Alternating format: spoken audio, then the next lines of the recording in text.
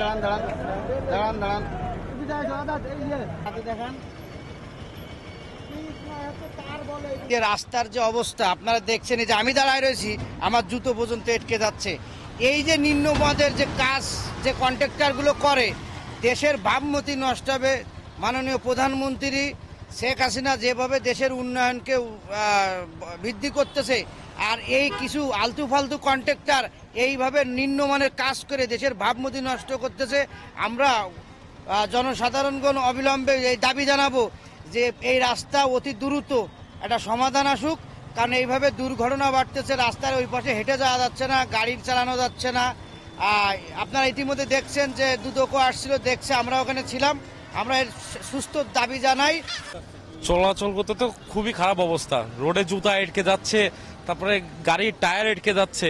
এই সব দোষ মনে করেন কি এই যে রোডস অ্যান্ড হাইওয়ের যারা কাজ করছে তাদেরই দোষ। নিম্নমানের মনে করেন কি পণ্য দিয়ে মনে করেন কি রোডের কাজ করাচ্ছে, রোডের এই অবস্থা, বেহাল অবস্থা, জনগণের খুবই দুর্বিষহ অবস্থা এবং মানে চলাচলে অনুপযোগী একেবারে। যশোরের সর্বনিম্ন রোড এই নড়াইল হাইওয়ে অবস্থা।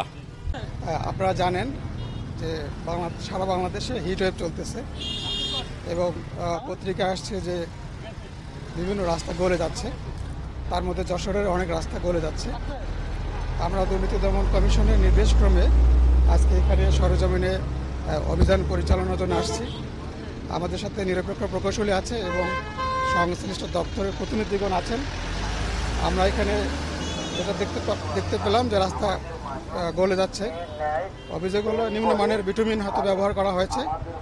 আমরা আরও কয়েকটা পয়েন্ট পরিদর্শন করব, এরপর আমরা তথ্যপত্র বিশ্লেষণ করে আমরা দুর্নীতি দমন কমিশনে পরবর্তী প্রয়োজনীয় আইনগত ব্যবস্থা গ্রহণের জন্য আমরা প্রতিবেদন দাখিল করব।